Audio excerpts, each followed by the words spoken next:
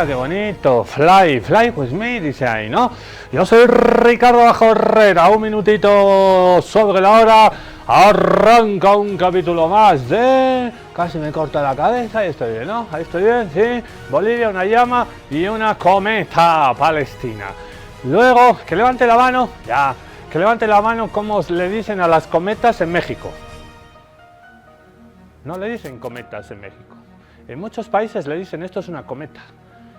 Cometas palestinas, juego y libertad.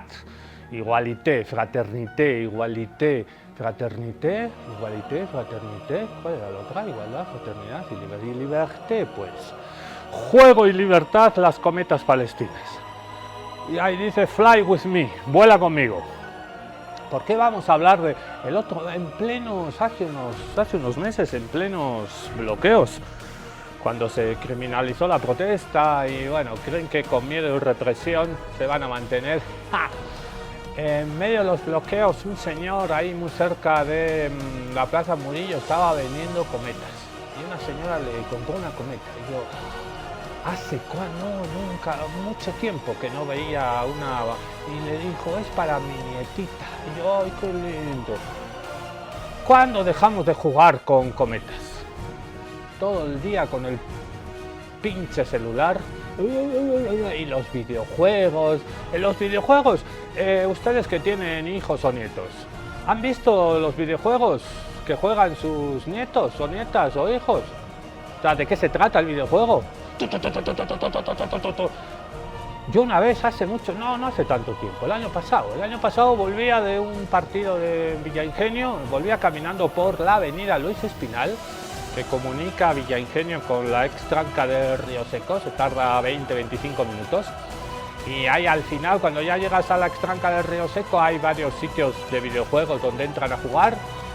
Ahí se pasan horas de horas, estaba todo oscuro, había como 20 changos ahí, yo entré porque tenían una máquina de internet, bueno, es una larga historia. Necesitaba mandar la crónica del partido para el periódico La Razón. Qué tiempos aquellos. Y estaban todos ahí, todos los changos ahí, estaba todo oscuro y... O sea, en los videojuegos, los niños y niñas aprenden a matar.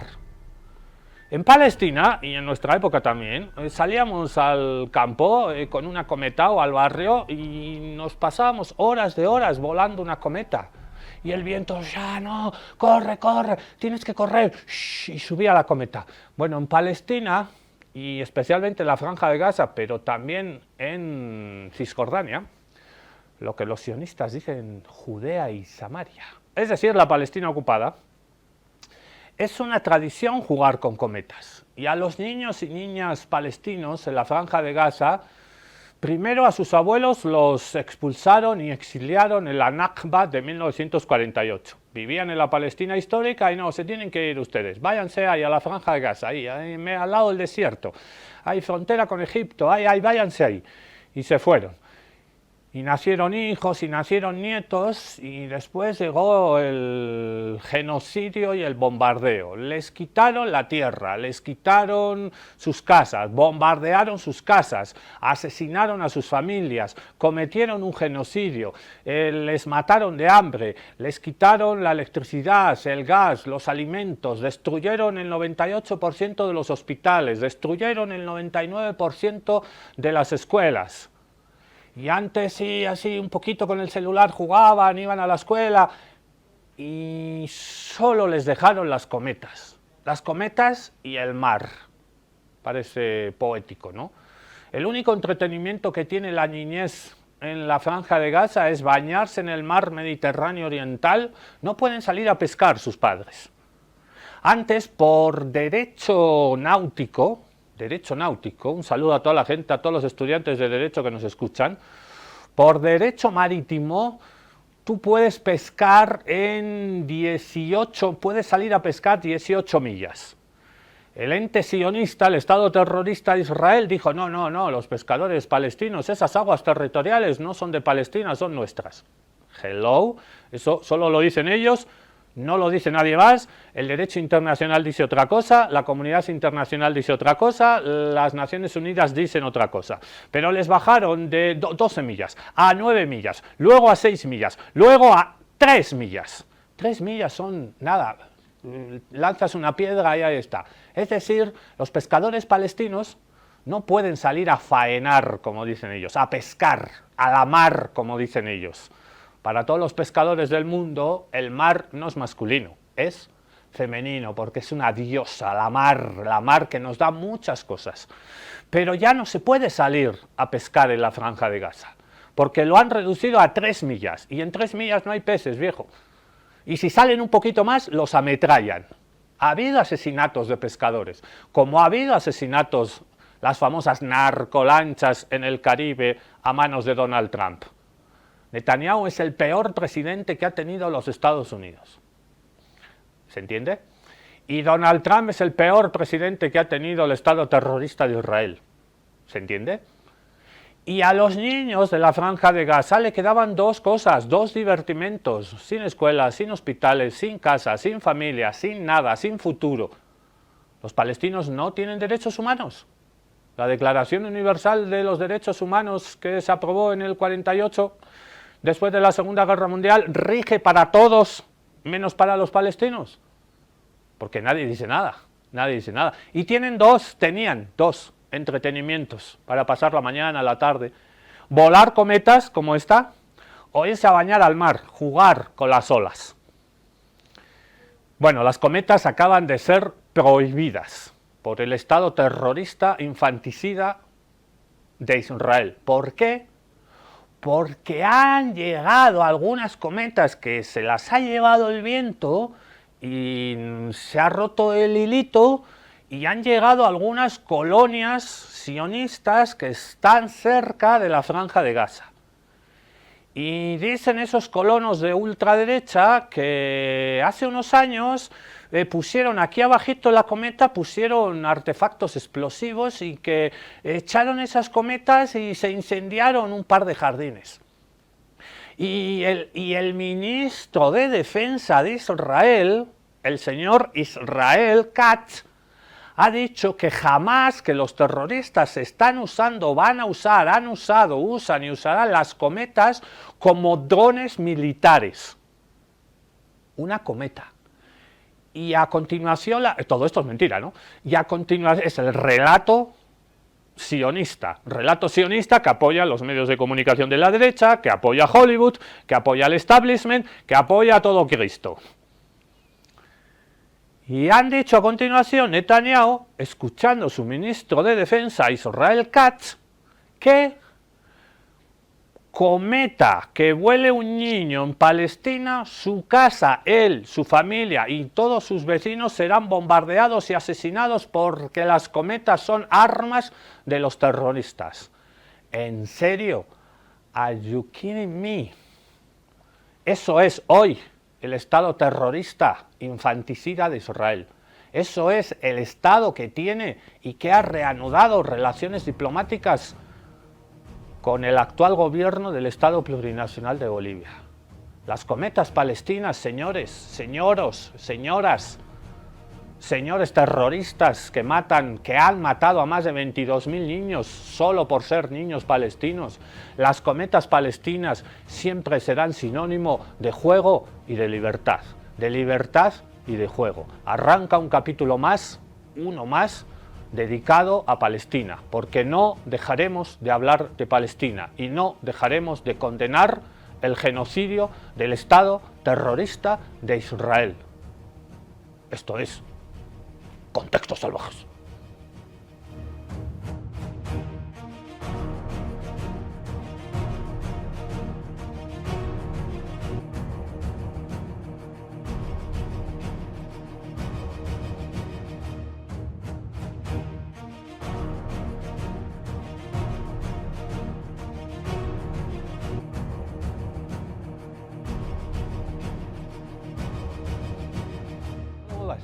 Ahí está Mafalda, qué linda Mafalda. Mafalda viendo las cometas palestinas. Jugar con cometas en Palestina es una vieja tradición. Son cometas, juguetes fabricados por niños desplazados. Pero para Israel Katz, ministro de Defensa de Israel, hilo y papel representan una amenaza para el ente. No es broma. Israel acaba de anunciar una política de tolerancia cero contra cometas de niñas y niños palestinos. La amenaza fue reforzada por Netanyahu. Ambos advirtieron que si continúan los lanzamientos de cometas y globos, las fuerzas de defensa de Israel van a intensificar sus ataques y desplazarán a más población gazatí. Su gobierno asocia los juguetes fabricados por niños ya desplazados con Hamas. En Gaza, volar cometas es una actividad tradicional permanente en generaciones. Terminaron con sus escuelas, sus hospitales, sus familias, sus vidas, y ahora también van por sus cometas. Y ahora van también por su infancia. Y las cometas, como los pañuelos palestinos, las kefiyas, se están convirtiendo en un símbolo de solidaridad. Esta es una protesta ayer en México, en Ciudad de México, con motivo de este anuncio de que se asesinarán los niños que vuelen cometas en Palestina. Hubo una concentración con kufiyas también y están enseñando a volar cometas palestinas y a cómo armar una cometa con los colores de la bandera palestina. Esto nos hace recuerdo a la canción también de Víctor Jara, el cantautor chileno asesinado por la dictadura de Augusto Pinochet Ugarte. Por cierto, el presidente actual de la República de Chile, el señor Katz, es el ministro de Defensa de Israel. K-A-T-Z, este es K-A-S-T, casi parecido el apellido. El actual presidente de Chile es hijo de un nazi alemán que se refugió en Chile y reivindica la dictadura de Pinochet. Nosotros reivindicamos la memoria de Víctor Jara. Con la vieja canción de Víctor Jara, El derecho de vivir en paz, el derecho de vivir, poeta Ho Chi Minh. Hablamos de las cometas palestinas. El derecho de vivir, poeta Ho Chi Minh, que golpea de Vietnam a toda la humanidad. Ningún cañón borrará el surco de tu arrozal, el derecho de vivir en paz. Indochina es el lugar más allá del ancho mar. Qué feo canto, ¿no? Ya van a disculpar. Netanyahu ordena bombardear por cometas a los niños palestinos. No es una joda, no es una fake news, no es un bulo, no es mentira. Esto está pasando. Lo ha ordenado el ministro de Defensa, al que vamos a ver ahora pantalla dividida, Israel Katz. Niño palestino que vuele una cometa será asesinado y bombardeado. Como lo oyen, esto es el Estado terrorista de Israel.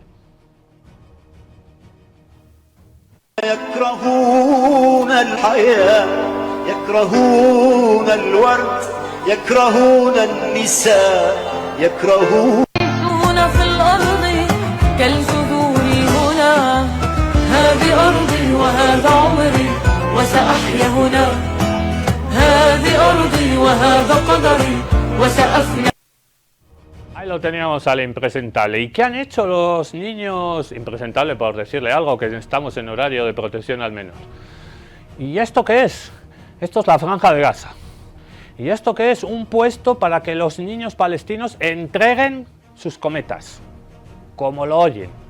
No son cometas con drones militares, no son cometas incendiarias con las que han quemado campos alrededor de las colonias de ultraortodoxos, fascistas, nazisionistas. No, son cometas simples y pinches cometas, y las están entregando como si fueran armamento de guerra. Esto está pasando hoy, en el año 2026.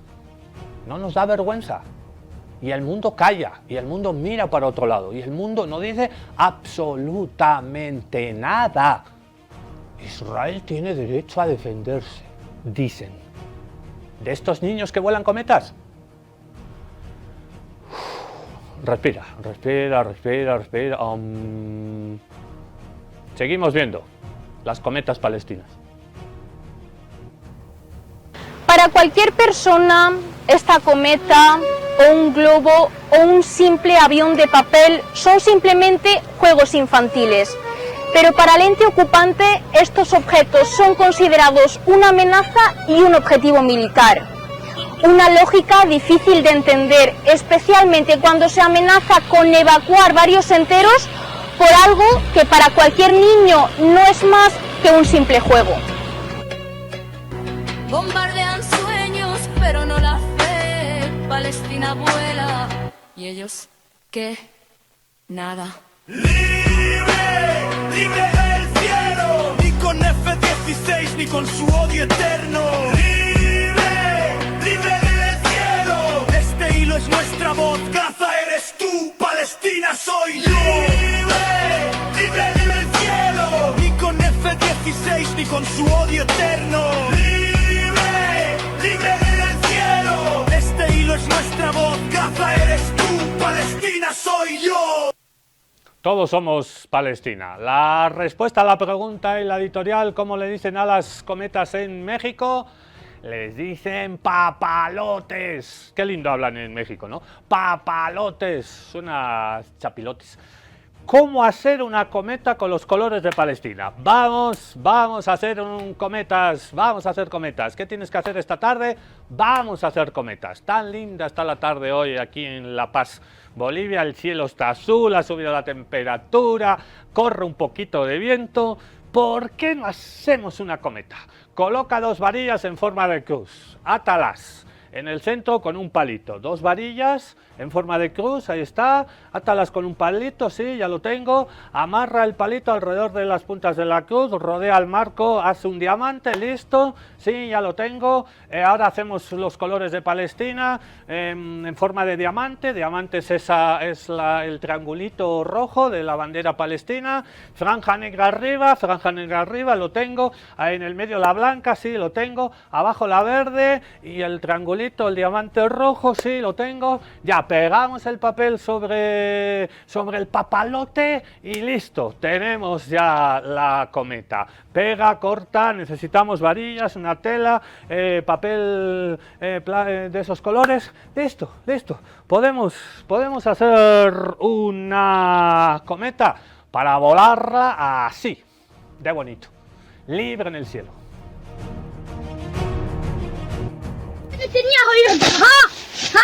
عشان كاتس يرضى عشان ترامب يرضى بدهم يحرمونا الشغله اللي بنحبها والله قلبي بتقطع ربنا يحفظك يا قطران تجيبون الثانيه يا رب الحرام يا طعم جيب الطاقيه يلا Ay, pobre guagua, me hace llorar. Yalla. Que es un niño palestino de la Franja de Gaza que le acaban de decir que no podía volar sus cometas. Las ha destrozado y le hablaba a Netanyahu. Lo vamos a poner otra vez. Le hablaba a Netanyahu. Acérquense porque hablan árabe obviamente, pero así está la traducción ahí. Y le decía, ¿por qué no puedo volar mi cometa, Netanyahu? ¿Por qué no puedo volar mi cometa, Donald Trump? Escuchamos el berrinche con todo derecho y se te cae el alma a los pies cuando ves a estos niños palestinos. Lo vemos otra vez.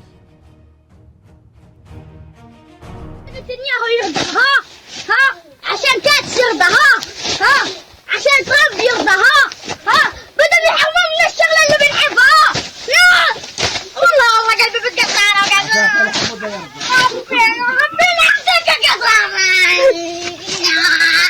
تجيبون الثانيه يا رب الحرام يا طعم جيب الطاقيه Yalla, vamos, en árabe. Seguimos viendo videos de niños con cometas palestinas y después hablamos de Mark Ruffalo, el gran actor norteamericano que se ha caracterizado por hablar a favor de la causa palestina.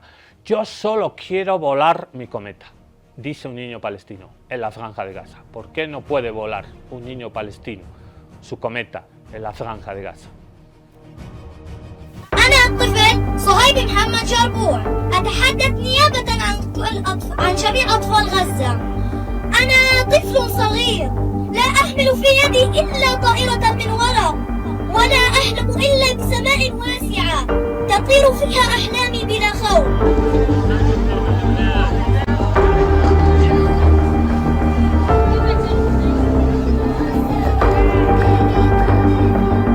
لماذا تمنع عني لعبة؟ لماذا يطلبون مني أن أفهم الخوف وأنا ما زلت أتعلم كيف أفرح؟ أنا لا أريد سماء تخيفني، أريد سماء أرفع إليها طائرتي وأركض خلفها وأنا أضحك. خذوا مني كل شيء إلا طفولتي، فأنا لم أختر الحرب ولم أختر الخوف ولم أختر أن أكبر قبل أواني. Ay, se nos emocionan siempre los niños palestinos ahí cerquita de la playa, ya no pueden jugar con cometas. La arremetida de la maquinaria cultural, industrial de Israel en Hollywood está se está incrementando contra este actor, se llama Mark Ruffalo. Le han acusado de antisemita por hablar a favor de esos niños de Palestina y ha dicho: la acusación de que yo soy antisemita es indignante y deshonesta. Criticar las acciones del primer ministro de Israel, el criminal de guerra Benjamín Netanyahu, criticarle a él, criticar los contratos de tecnología militar que tiene su gobierno, el de Estados Unidos, o criticar a los ejecutivos de las grandes empresas tecnológicas que suministran información, tecnología, datos, no es lo mismo que criticar al pueblo judío de Israel. Lo que hace Mark Ruffalo es criticar al Estado terrorista de Israel, al sionismo, a la ideología racista que avala este genocidio contra el pueblo palestino. Hulk contra los sionistas y Hollywood blanqueando un genocidio, y a algunos actores como Mark Ruffalo, como Susan Sarandon, como Antonio Banderas, que levantan la mano, como el propio Javier Bardem, que levantan la mano y dicen: no estamos de acuerdo. ¿Quién controla Hollywood? ¿Quién controla el relato? Evidentemente el lobby sionista. Pero hay actores y actrices que, a pesar de que pueden correr en riesgo los contratos de sus próximas películas, a pesar de que no les vuelvan a llamar más para muchas películas, dicen: la dignidad está antes que todo eso. Y quizás mi nieto dentro de 30, 40 años me diga: Mark, abuelito Mark Ruffalo, ¿tú qué hiciste cuando se estaba cometiendo un genocidio contra la niñez palestina? Bueno, yo hablé en contra, yo levanté la voz. ¿Sirvió para? No sé. ¿Perdí muchas películas? Sí. Pero pude dormir tranquilo por la noche. Hulk contra los sionistas. Si estos días te contábamos que Spider-Man zurró a un nazi, hoy toca hablar de Hulk contra los sionistas. Porque Mark Ruffalo se ha metido en una batalla contra el poder, señalando cómo los que te venden el relato de Israel están comprando Hollywood. Todo arrancó con un vídeo de Shafra Katz, antigua directora ejecutiva de Oracle y miembro del consejo de Paramount. Katz reconocía que Oracle poseía tecnología realmente escalofriante y que la había puesto a disposición del esfuerzo militar israelí. We have some really profoundly scary technology at Oracle, and we wanted to make sure that it was available for the effort. Let's just say that, okay? Ruffalo compartió el vídeo y acusó a Oracle de alimentar con su tecnología el apartheid y el genocidio en Gaza. Aquí entra la familia Ellison. Larry Ellison fundó Oracle, es uno de los hombres más ricos del planeta, mantiene una estrecha relación con Netanyahu y ha donado millones a una organización que financia al ejército israelí, sin ocultarlo, orgulloso de ello. I feel a deep emotional connection to the state of Israel and the Israeli people. Su hijo, David, dirige Paramount tras comprarlo a golpe de billetera. Ahora los Ellison quieren comprar Warner Bros. Discovery por $111.000 millones. Paramount reaccionó acusando a Ruffalo de utilizar tropos antisemitas por hablar de genocidio y apartheid. Ruffalo respondió que criticar al gobierno israelí, sus contratos militares y las empresas que los sostienen no significa atacar al pueblo judío, y calificó la acusación de profundamente deshonesta. Los mismos apellidos que levantaron un imperio vendiendo datos, vigilancia y tecnología militar quieren quedarse ahora con una de las mayores fábricas de relatos del mundo. Hulk acaba de golpear y poner en el punto de mira algo que debería preocupar a cualquier democracia. Un imperio de datos, armas y medios de comunicación al servicio del sionismo internacional. Veremos cuánto tarda Hollywood en devolvérselo. Y la maquinaria propagandística imperialista cultural norteamericana barra la propaganda racista neocolonial de los señores terroristas de Israel, que llevan en menos de 3 años, en octubre se va a cumplir 3 años, ha usado en menos de 3 años Israel, el ente colonial, 30 años de municiones. Desde el inicio de su ofensiva genocida, las fuerzas de ocupación de Israel han igualado el consumo de municiones registrado, gastado, utilizado entre 1993 y 2023, 30 años, según el diario israelí Ma'arif. En 30 años han usado lo que han usado ahora en 3. Y estas grandes tecnológicas como Oracle, como las grandes empresas majors distribuidoras de cine, Paramount, Warner, la Walt Disney, pues están a favor de estos señores. Y también grandes tecnológicas que todos usamos. ¿Quién no ha usado Microsoft? ¿Quién no ha escrito algo en Word de Microsoft? Este es el oscuro secreto de Microsoft. 1 millón de llamadas por hora. Según fuentes de la inteligencia israelí, esa frase terminó convirtiéndose en una especie de lema alrededor del proyecto de vigilancia de la unidad 8200. Y esto explica algo importante, la escala que perseguía el sistema. Israel llevaba décadas interceptando comunicaciones palestinas, pero tenía un problema tan vulgar como inevitable. Soy Patricia Salvador y hoy en Reportajes SR te contamos cómo Microsoft ayudó a resolver el problema técnico que impedía llevar la brutal vigilancia israelí sobre palestinos mucho más lejos.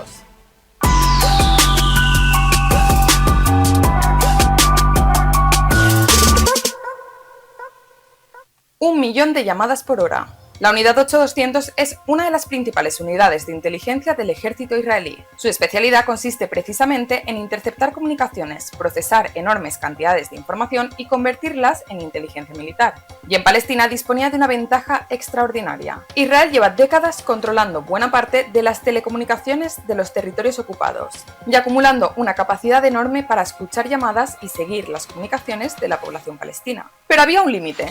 Según fuentes de la propia unidad 8200, durante años sus servidores podían almacenar las llamadas de decenas de miles de palestinos considerados sospechosos. Era muchísimo, pero seguía obligando a elegir. Había que decidir primero quién interesaba y después conservar sus comunicaciones. Y aquí aparece Yossi Sariel, un oficial de inteligencia de carrera que acabaría dirigiendo la unidad 8200 en 2021. Sariel defendía una filosofía que un antiguo integrante de la unidad 8200 resumió de una forma bastante escalofriante: seguir a todo el mundo todo el tiempo. Porque si hoy no sabes quién será sospechoso mañana, hay otra opción: guardar todo lo posible y decidir después. Imagina la diferencia. Una persona habla hoy con su hermano, con un compañero de trabajo o con un amigo, y esa conversación no interesa a nadie. 6 meses después, esa persona aparece relacionada con alguien bajo investigación. Si has conservado sus comunicaciones, puedes regresar atrás, reconstruir sus contactos y escuchar conversaciones que ocurrieron cuando todavía no estaba bajo sospecha. La vigilancia deja de perseguir únicamente a personas concretas y empieza a construir una memoria sobre una población entera. Ese era el objetivo, pero también era un problema tecnológico gigantesco, porque interceptar millones de comunicaciones es una cosa, pero guardarlas es otra. Y los servidores militares de Israel no daban para semejante monstruo. Es entonces cuando el jefe de la unidad 8200 viaja a Estados Unidos para reunirse con una de las empresas más poderosas del planeta, Microsoft. El jefe de los espías llega a Microsoft. A finales de 2021, Yossi Sariel se presentó en la sede de Microsoft, cerca de Seattle, y mantuvo una reunión con Satya Nadella. La unidad 8200 estaba buscando una solución para trasladar cantidades enormes de información altamente clasificada fuera de sus propios servidores. Y los documentos internos examinados por The Guardian, Plus 972 Magazine y Local Call muestran que llegó a plantearse mover hasta aproximadamente el 70% de sus datos a Azure. Aquí hay que detenerse porque este momento es importante. Microsoft sostiene que Nadella estuvo apenas unos 10 minutos en esa reunión y que no sabía que sus servidores terminarían almacenando llamadas interceptadas de civiles palestinos. Tampoco existe una prueba que permita afirmar que Sariel le explicase personalmente aquel proyecto concreto. Pero después de esa reunión sí ocurrió algo perfectamente documentado. Microsoft y la unidad 8200 comenzaron a trabajar en un entorno específico y segregado dentro de Azure, preparado para manejar enormes cantidades de información sensible. Documentos internos describían la interacción entre ambas organizaciones como diaria, desde los responsables hasta los equipos técnicos. Y ahora ya podemos responder a la pregunta que abría este reportaje. Israel tenía una capacidad gigantesca para interceptar comunicaciones. Lo que no tenía era dónde guardar semejante cantidad de datos. Microsoft tenía una de las mayores infraestructuras de almacenamiento del planeta. Ese era el problema que Azure podía resolver. Azure resuelve el problema. Porque hablar de la nube puede ocultar bastante bien lo que realmente ocurrió. Azure son enormes centros de datos llenos de servidores. Infraestructuras capaces de almacenar y procesar una cantidad de información que una unidad militar tendría enormes dificultades para gestionar por sí misma. Eso era exactamente lo que necesitaba la unidad 8200. Según la investigación, en Azure no se almacenaron únicamente listados de números o metadatos. Se guardaron grabaciones de las propias llamadas interceptadas de palestinos de Gaza y Cisjordania. Millones de comunicaciones que podían conservarse, reproducirse y analizarse después. Y aquí conviene entender qué cambia exactamente. Imaginemos que dentro de 6 meses un determinado número aparece relacionado con alguien que interesa a la inteligencia israelí. Ya no tienes que empezar a interceptarlo desde ese momento. Puedes entrar en el archivo, buscar hacia atrás y reconstruir una parte de su vida anterior. Con quién hablaba, qué decía, quiénes eran sus contactos. Aquello llegó a alcanzar una escala descomunal. Según los documentos examinados por los periodistas, solo el repositorio de llamadas ocupó alrededor de 8.000 terabytes. Todo en una infraestructura de Azure en Países Bajos. En julio de 2025, el volumen total de datos militares israelíes alojados en Azure en Países Bajos e Irlanda superaba los 11.500 terabytes. La frase del principio empieza a entenderse un poco mejor. 1 millón de llamadas por hora. No era simplemente obsesión por escuchar, era construir la capacidad para recordarlo todo, ya que ello no servía únicamente para llenar servidores. 3 fuentes de inteligencia israelí afirmaron que información almacenada en Azure terminó utilizándose para apoyar operaciones militares, incluida la preparación de ataques aéreos en Gaza. En Cisjordania, las fuentes señalaron también su utilización en detenciones y otras operaciones. Microsoft afirma que desconocía esos usos. Llamativo, porque ¿qué podría tener una unidad de inteligencia militar en esos más de 11.000 teras? Esta pregunta nos da la primera lección bastante desagradable sobre la guerra tecnológica. Una compañía no necesita fabricar una bomba ni escoger personalmente a la víctima para proporcionar una infraestructura necesaria en la cadena que conduce hasta ella. Después solo tiene que lavarse las manos. Microsoft no solo alquilaba servidores. Podríamos pensar que todo esto es un proyecto excepcional de la unidad 8200 escondido dentro de una multinacional gigantesca. El problema es que cuando empezamos a mirar el resto de la relación entre Microsoft y el ejército israelí, esa explicación empieza a quedarse pequeña. Una investigación publicada en enero de 2025 reveló que diferentes unidades militares israelíes utilizaban Azure y otras tecnologías de Microsoft, y después del 7 de octubre de 2023 el consumo creció de una manera espectacular. En marzo de 2024, el uso mensual de productos de aprendizaje automático de Azure por parte del ejército israelí era 64 veces mayor que en septiembre de 2023. Pero hay un dato que explica mucho mejor hasta dónde llegaba la relación. Entre octubre de 2023 y finales de junio de 2024, el Ministerio de Defensa israelí compró aproximadamente 19.000 horas de apoyo técnico y consultoría de Microsoft, por alrededor de $10 millones. Los periodistas documentaron además que ingenieros de la compañía ayudaron a unidades de inteligencia como la 8200 y la 9900 a utilizar infraestructura cloud. 19.000 horas de asistencia técnica durante un genocidio. Esto no demuestra que cada ingeniero supiera cómo acabaría utilizándose cada dato. Tampoco convierte automáticamente a Microsoft en responsable de cada acción del ejército israelí, pero empieza a hacer bastante más difícil sostener la imagen de una compañía completamente ajena, que simplemente dejó unas herramientas encima de la mesa y que no volvió a saber nada del cliente. Y dentro de Microsoft había gente que llevaba meses diciendo exactamente eso. ¡Qué vergüenza! Sois todos unos hipócritas. Soy trabajadora de Microsoft y no doy mi consentimiento. 50.000 palestinos han sido asesinados en Gaza con tecnología de Microsoft. ¿Cómo os atrevéis? Debería daros vergüenza estar celebrando sobre su sangre. Romped relaciones con Israel, no a Azur para el apartado. Asesinados con tecnología. Investiga a Microsoft. Trabajadores comenzaron a protestar contra los contratos con el ejército israelí. Hubo interrupciones de actos corporativos, despidos y un movimiento interno que acusaba a la compañía de estar poniendo su infraestructura al servicio de la ofensiva israelí. Microsoft decidió investigar. El 15 de mayo de 2025 publicó sus conclusiones. La empresa explicó que había entrevistado a decenas de empleados y revisado documentación con ayuda externa. Su conclusión fue muy clara. No había encontrado pruebas de que Azure o sus tecnologías de inteligencia artificial hubieran sido utilizadas para atacar o causar daño a personas en Gaza. Microsoft reconocía que proporcionaba software, Azure, inteligencia artificial y servicios profesionales al Ministerio de Defensa israelí, pero sostenía que no había encontrado pruebas de usos que vulnerasen sus términos. Esto fue en mayo. El 6 de agosto, The Guardian, Plus 972 Magazine y Local Call publicaron la investigación con la que hemos empezado este reportaje. Los millones de llamadas, los miles de terabytes, la reunión de Sariel con Nadella, el entorno específico construido en Azure, las fuentes de inteligencia que vinculaban aquella información con operaciones militares. Y entonces ocurrió algo bastante llamativo. Microsoft tuvo que volver a investigar aquello que Microsoft ya había investigado. Los periodistas encuentran lo que Microsoft no encontró. 9 días después de publicarse la investigación, Microsoft anunció una revisión urgente y encargó al bufete Covington & Burling que examinara específicamente las revelaciones sobre la unidad 8200. La compañía reconoció además que si Azure se estaba utilizando para almacenar información procedente de la vigilancia masiva a palestinos, aquello violaría sus términos de servicio. Y apareció una paradoja casi perfecta. Microsoft explicó posteriormente que no podía simplemente entrar en los servidores de su cliente y mirar qué tenían, porque sus propios compromisos de privacidad se lo impedían. Es decir, Microsoft podía construir infraestructura para ayudar a cometer un genocidio. Podía establecer reglas sobre cómo debían utilizarla, pero tenía enormes dificultades para comprobar qué hacía realmente esa agencia con ella, hasta que hablaron los periodistas con gente que sí lo sabía.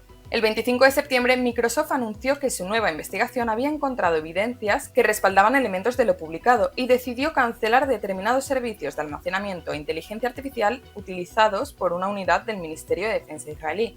The Guardian identificó esa unidad como la unidad 8200 y reveló que Microsoft había determinado que el uso de Azure para aquel sistema vulneraba sus condiciones. La secuencia es espectacular. En mayo, Microsoft dice que no encuentra pruebas. En agosto, aparecen los periodistas. En septiembre, Microsoft corta el servicio. Brad Smith, presidente de la propia compañía, llegó incluso a agradecer públicamente el trabajo de The Guardian y reconoció que sus periodistas habían tenido acceso a fuentes externas que Microsoft no tenía. Una de las mayores empresas tecnológicas del mundo necesitó que periodistas descubrieran cómo se estaba utilizando una infraestructura que ella misma construyó. Cerrar Azure no cierra la máquina. Podríamos terminar aquí con una historia bastante satisfactoria. Una empresa mete la pata, unos periodistas la descubren, Microsoft investiga, reconoce el problema y corta el servicio. Pero entonces nos perderíamos lo verdaderamente importante. Microsoft no rompió toda su relación con Israel ni expulsó completamente al ejército de Azure. Suspendió determinados servicios vinculados al sistema de vigilancia de la unidad 8200. Y según fuentes de inteligencia citadas posteriormente por The Guardian, mientras aumentaba la presión sobre Microsoft, se empezó a preparar el traslado de parte del archivo fuera de su infraestructura. con Amazon Web Services señalado como destino previsto. No está confirmado que Amazon terminara almacenando todo ese material, así que no podemos afirmar que ocurriera. Pero la historia nos enseña algo mucho más importante. Si una capacidad militar depende de una nube comercial y Microsoft decide cerrarla, hay otros proveedores. Google, Amazon, Oracle y un mercado tecnológico gigantesco peleando por contratos militares, policiales y de inteligencia. Así se construye la guerra del siglo XXI. Como ya os contamos, en Palantir vimos una empresa especializada en reunir información dispersa, cruzarla y convertirla en algo útil para ejércitos, policías y servicios de inteligencia. Con Lavender vimos cómo un sistema automatizado podía introducirse en el sistema de clasificación de miles de personas como posibles objetivos. Ahora Microsoft nos enseña una capa mucho menos espectacular, pero sin la cual buena parte de esa maquinaria simplemente no podría funcionar a semejante escala: la infraestructura. Durante décadas, cuando hablábamos del complejo militar industrial, pensábamos en empresas que construyen aquello que vemos cuando pensamos en una guerra: cazas, bombas, misiles y radares. Pero las guerras del siglo XXI necesitan también otra industria. Necesitan a Palantir cruzando datos. Necesitan enormes centros de computación. Necesitan empresas capaces de almacenar millones de comunicaciones y procesarlas casi instantáneamente. Y cada pieza puede estar en manos de una compañía diferente. Esta fragmentación tiene una ventaja maravillosa para las empresas. Todas pueden explicar que la responsabilidad definitiva estaba en otro sitio. Microsoft solo almacenaba. El desarrollador solo creó el algoritmo. La empresa de IA solo proporcionó el modelo. La compañía de drones solo fabricó la plataforma. Mientras cada uno mira su pequeña parcela, el sistema completo sigue funcionando. Por eso quizá tenemos que empezar a mirar a Microsoft, Amazon, Google, Palantir o Anduril de otra manera. Siguen siendo empresas tecnológicas, sí, pero algunas de sus infraestructuras ya forman parte de algo mucho más grande. Un complejo militar algorítmico donde datos, nube, inteligencia artificial y armas empiezan a formar una misma cadena. Y así es como una empresa que no fabrica una sola bomba puede terminar construyendo parte de la infraestructura que hace posible una guerra. Pero hay empresas que quieren ir todavía más lejos, que las máquinas no solo almacenen y procesen información, sino que también decidan y ataquen de forma autónoma. El estado policial autoritario que soñó George Orwell en sus novelas. Y todo esto me recuerda al papel que jugó también la industria alemana, Volkswagen, por ejemplo, en dar toda esta ayuda que necesitó la maquinaria del Tercer Reich. Estos señores de las grandes tecnológicas, estos señores tecnofeudales, tecnomagnates, tienen manchadas las manos de sangre. Porque Israel, con el país con el que están colaborando en el genocidio, Israel no es un país, es un grupo de colonos nazis, racistas, que cuentan con el beneplácito internacional, que cuentan y se apoyan en ese enorme sentimiento de culpa europeo y especialmente alemán, que se han asentado, que han robado una tierra, la Palestina histórica, que no es suya, matando, asesinando y robando el hogar a las familias palestinas. Y si hay señores que colaboran tecnológicamente con estos señores genocidas, es decir, que son autores intelectuales de un genocidio, luego están los señores y señoras que ejecutan, que son los autores materiales de este genocidio contra el pueblo palestino. ¿Y qué hacen los soldados del FDI, la Fuerza de Defensa de Israel? Así paradójicamente se llama el ejército que más ataca en el mundo. El ejército de Israel se llama FDI, Fuerza de Defensa de Israel. ¿Qué hacen cuando cumplen su servicio militar? Se van de vacaciones, vienen por acá, por Rurrenabaque, pero también se van a recorrer países de Asia, Laos, Vietnam, Nepal, la India, el gran viaje le llaman. Y en esos países del sudeste asiático están siendo señalados como terroristas y asesinos de niños. Esto es el turismo de Israel, el turismo sionista en el gran viaje por el Asia. Por aquí también están, así vamos a hacer un video de estos cualquier día de estos. El turismo sionista que está encontrando respuestas valientes de muchos ciudadanos de Vietnam, de Laos, de Nepal, de Camboya, de la India, que les dicen: ustedes, you are not welcome, tú eres un asesino de niños. money, okay? Build your country.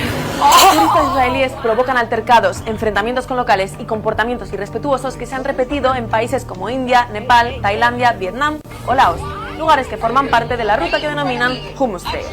For example, be extremely loud, talking all over other people, saying racist things or racist behaviors. And there were also Israeli tourists who came and bought stuff and didn't pay, and they just basically they stole. Pero ¿quiénes son exactamente estos turistas? Se trata de jóvenes veteranos, israelíes de entre 20 y 23 años que acaban de terminar el servicio militar obligatorio y se dedican a realizar el Hatiyul Hagadol, el gran viaje, financiado en parte con la prestación económica que reciben al terminar el servicio. Dentro de la sociedad israelí, este viaje se entiende como un rito de paso, en el que después de años dentro de una estructura militar, buscan precisamente lo contrario: libertad, fiesta o espiritualidad. Funciona como una especie de detox después del ejército, una etapa en la que algunos han servido en territorios palestinos ocupados o participado en operaciones militares contra la población palestina. Y son tantos que han creado su propia infraestructura. En lugares como Kasol, en India, existen restaurantes, hostales y negocios orientados específicamente a israelíes.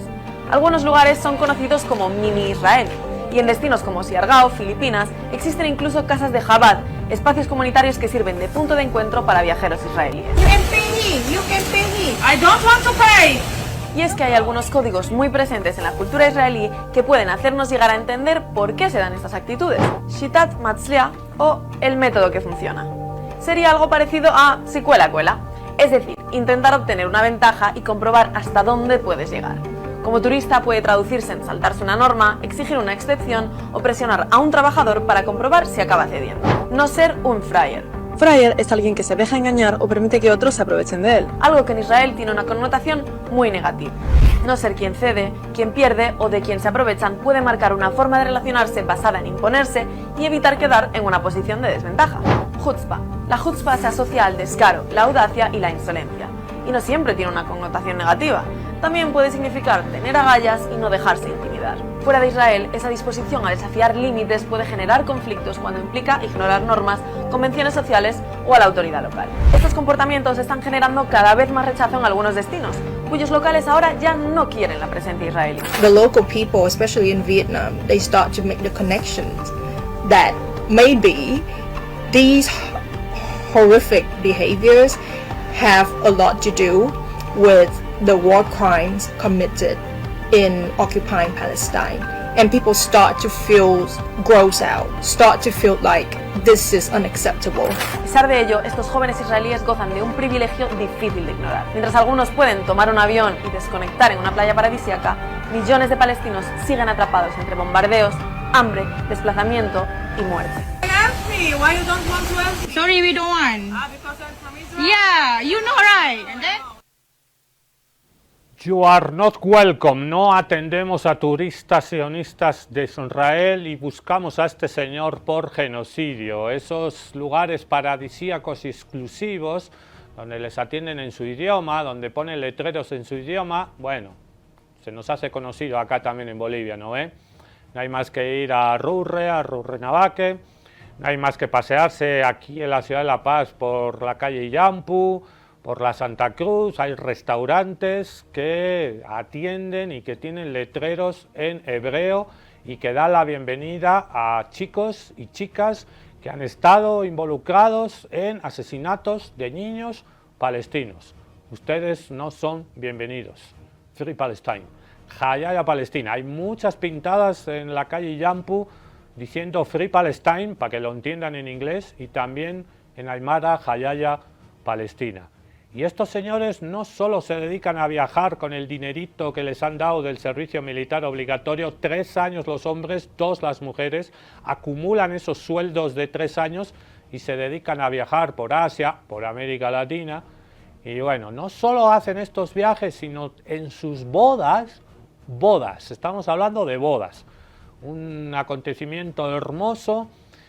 En sus bodas se hace la burla de los palestinos, de sus danzas, de la famosa danza árabe palestina Dakne y de las kufiyas. Vamos a ver una boda en Israel Y te preguntarás, pero una boda es para pasarlo bien, cantar con tu música, beber, disfrutar, compartir con la familia. Una boda es un acontecimiento donde no cabe hacerte la burla de otra cultura, ¿no? No tiene absolutamente ningún sentido. Bueno, esto pasa en Israel. Colonos israelíes se burlan de los palestinos mientras roban sus tierras. Lo que comenzó como una boda israelí se convirtió en una burla de la cultura palestina. Los colonos israelíes fueron filmados vistiendo kufiyas y tobes masculinos mientras intentaban realizar el dabke, una danza tradicional palestina.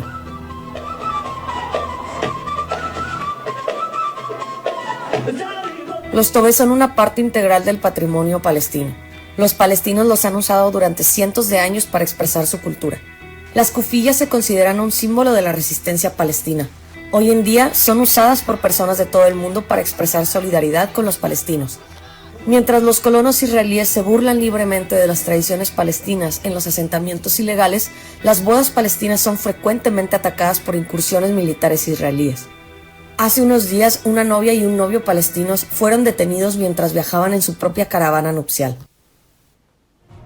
Terrible, no tiene ningún sentido. No tiene ningún sentido que en tu boda estés haciéndote la burla de otra cultura, disfrazándote de otro pueblo para reírte. No sé, están enfermos de odio, evidentemente.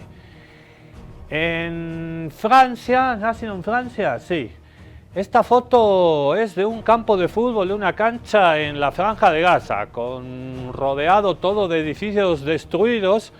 Y ha habido en el Festival de Fotografía de Deauville, en Francia, una exposición fotográfica donde estaba esta foto. Una casa totalmente destruida, una tienda de campaña ahí, un edificio hecho pelota, pero una cancha, yo no sé, esa cancha como que tuvo buena suerte esa cancha. Con césped artificial, sintético. Y es la imagen de un partido de fútbol en las ruinas en Gaza. Ha sido retirada esta fotografía de uno de los festivales más importantes de foto de Francia, el Festival de Deauville Sport Image, fotografías deportivas alrededor de todo el mundo, por una campaña de presión sionista. Esta foto es antisemita, dicen. La fotografía es de Diehat al-Rafi, un periodista fotógrafo palestino que trabaja para AP, Associated Press, la agencia norteamericana, y muestra un partido de fútbol entre el Gaza Sports Club y el Al-Hilal, que se disputó este año en febrero, entre edificios totalmente destruidos. El Festival de Fotografía Deportiva de Deauville en Francia la ha retirado por presiones sionistas. Dicen que esto es propaganda de Hamás, y lo han sustituido por una imagen de ciclistas. ¿En serio que mostrar esta fotografía de una cancha de fútbol en Gaza es propaganda terrorista? Y lo dicen ellos, y tienen el tupé de decirle ellos, el Estado terrorista de Israel. Hay que respirar mucho, hay que tener una paciencia. Esto es la Hiroshima del siglo XXI.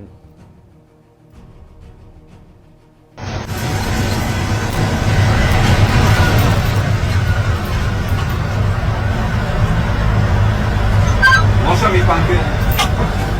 משה. איפה שאנחנו עובדים יש גפרורים, צריך להגיד להם לעבוד במקום אחר.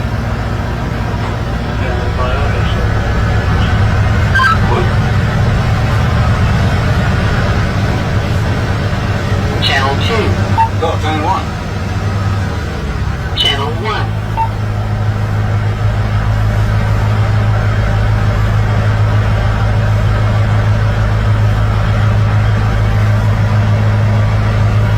לא, הם זזו אחי. זזו.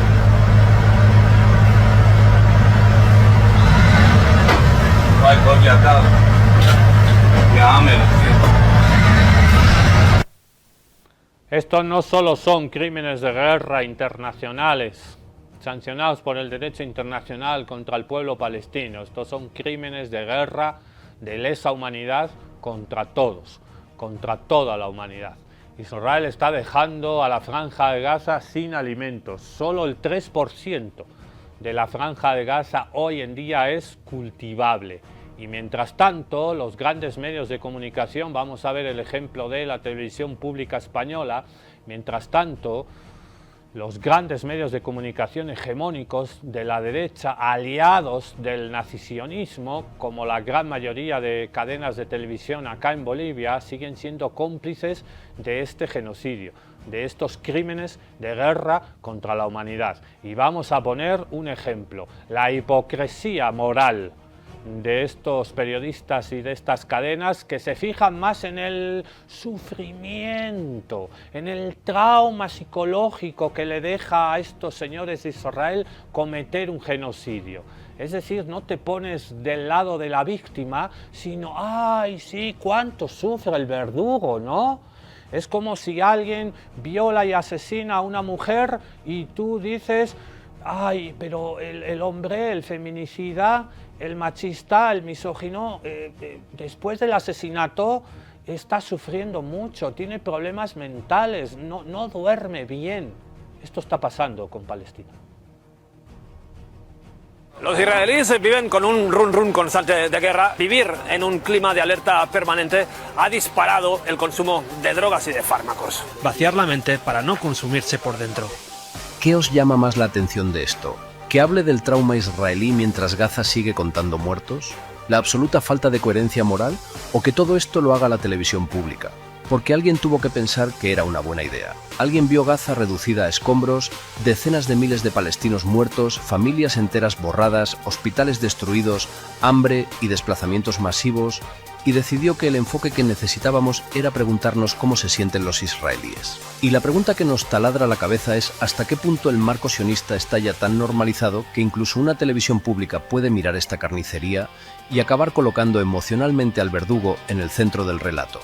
Porque debe de ser durísimo convivir con las consecuencias de una guerra en la que tu Estado ha bombardeado hospitales, enterrado familias enteras bajo sus casas, destruido universidades, matado periodistas y cooperantes, desplazado a casi 2 millones de personas y condenado a una población entera al hambre mientras arrasaba Gaza barrio por barrio. Pero hay otra costumbre de televisión española que resulta todavía más desesperante: dar siempre la última palabra a Israel. Gaza ha enterrado hoy a los 7 muertos en el ataque israelí de la pasada noche contra una cafetería, entre ellos un niño de 13 años. Tras el ataque, el ejército israelí afirmó que su objetivo eran terroristas que estaban planeando ataques contra las fuerzas israelíes que ocupan la franja.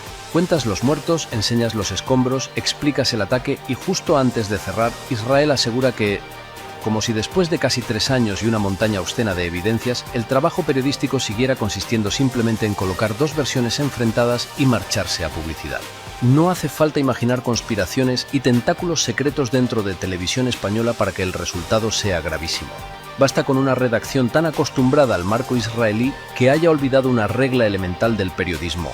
Si uno dice que llueve y otro que no, tu trabajo no consiste en entrevistar a los dos, consiste en abrir la puta ventana. Los palestinos ponen los cadáveres, el hambre y los escombros. Israel pone la última declaración.